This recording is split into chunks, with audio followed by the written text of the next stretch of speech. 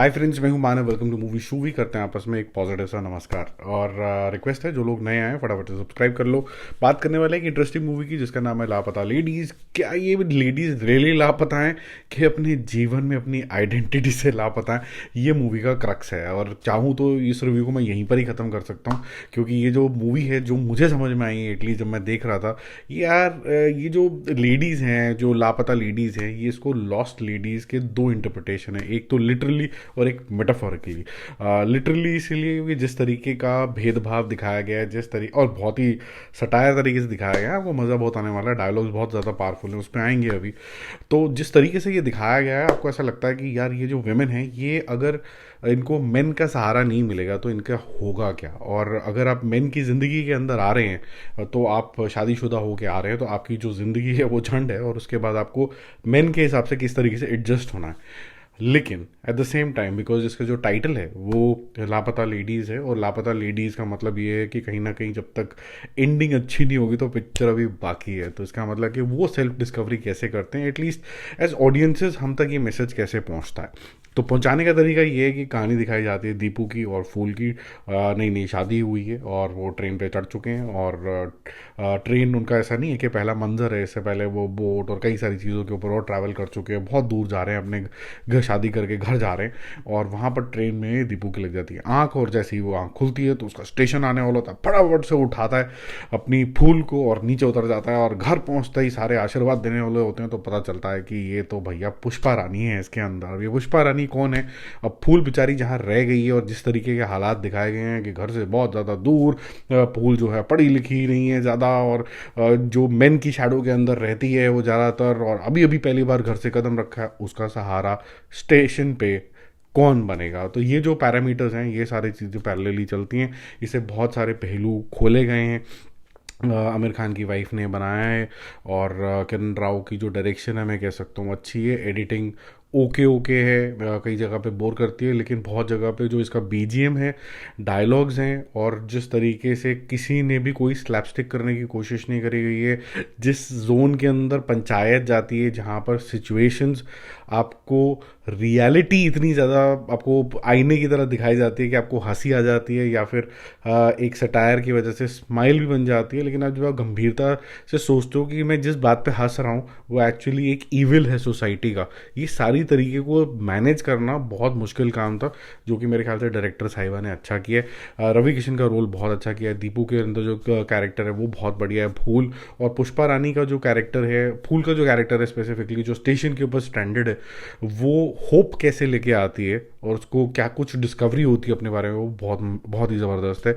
ऐसी पुष्पा की भी जो कहानी है, जिसके अंदर कहीं ना कहीं स्पेसिफिकली सेकेंड हाफ आते आते काफ़ी मिस्ट्री क्रिएट हो जाती है, वो भी काफ़ी ज़्यादा कोर आपको लगने लग जाता है। तो टॉपिक्स बहुत सारे इसके अंदर कवर होने वाले हैं।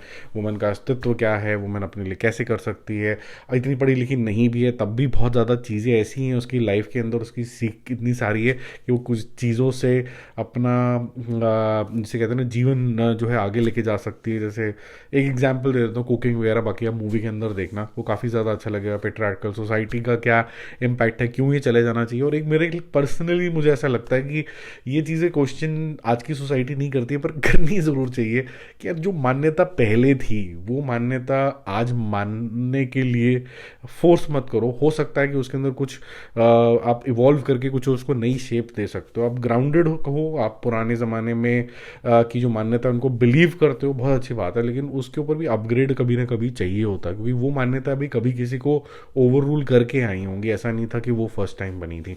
तो ये जो इवोल्यूशन है वो भी कहीं ना कहीं यहाँ पर डिस्कस होता है। तो बहुत क्लीन मूवी है, फैमिली टाइप मूवी है। जिस तरीके से पंचायत है उस तरीके से क्या सीख के जाओगे क्या नहीं जाओगे ये तो पता नहीं। जैसे आजकल की लाउड मूवीज़ चल रही हैं, कितना इसको ऑडियंस मिलेगा, क्योंकि जब मैं भी देखने गया था मुश्किल से 2 जने 3 जने नहीं बैठे हुए थे। खैर मेरा जो मॉर्निंग शो भी था, बट जो भी है, लेकिन ये जो फैक्ट है कि ऑडियंस जाएगा कि नहीं आ जाएगा वो देखने वाली बात है। कुछ कुछ सरप्राइज हिट्स एक्टिंग की वजह से, डायरेक्शन की वजह से भी हमने ऑफ लेटली देखे हैं। जैसे कि 12th फेल ले लीजिए, इस तरीके की मूवीज़ भी आगे निकली हैं, तो होपफुली ये भी शायद आगे निकल जाएगी। बट इसके अंदर काफ़ी सारी नुआंसेस हैं और वो अच्छे से यहाँ पर टैकल करी गई हैं। एक्टर्स बहुत ज़बरदस्त हैं। मेरे को लगता है जो स्वाद मैंने लिया मूवी के अंदर, जो पंचायत वाला थोड़ा स्वाद आया, वो मेरे ख्याल से किसी एस्टैब्लिश कैरेक्टर से इतना ज़्यादा आ नहीं पाता। हालांकि आप हो सकता है कुछ लोग मुझसे सहमत ना हो, बोले कि यार जब हम टॉयलेट एक प्रेम कथा देखी थी तो आपने देखा था कि किस तरीके से एक अक्षय कुमार बिल्कुल ही लोअर तबके के बन गए थे, उन्होंने ठीक ठाक रोल किया था। सुपर 30 के अंदर ऋतिक रोशन ने भी किया था। आई थिंक जिस तरीके की मूवी है, जो ऑनेस्टी यहाँ पर डिपिक्ट करना चाहती है, देखने से तो ऐसे ही लगता है कि शायद कोई और बड़ा हीरो होता तो कैसे करता, कौन इस एज ब्रैकेट में आता। तो मोटा मोटा अगर मेरे को कोई इमेजिन करना होता तो शायद मैं वो शाहिद कपूर का जो छोटा भाई है, नाम भूल रहा हूँ उसका अभी, ईशान खत्तर, वो शायद मैं इमेजिन कर सकता था इस तरीके के एज ब्रैकेट के अंदर playing a very very desi kind of a role which will be very very challenging, अगर करना ही है, किसी थोड़े से नॉन फेस को लाना था। अदरवाइज इस मूवी का चार्म यही है कि किसी को जानते वानते थोड़े से आप कम ही हो, except few senior artist who will give support. For example जैसे रवि किशन का हो गया, या फिर दीपू की मम्मी का रोल हो गया, या फिर देरानी जेठानी के जो रोल यहाँ पर दिखाए गए हैं उनको आपने किसी ना किसी टीवी सीरियल में देखा होगा, तो उस हिसाब से बाकी मूवी एंटरटेनिंग है, जाओगे आप एंटरटेन हो के आओगे।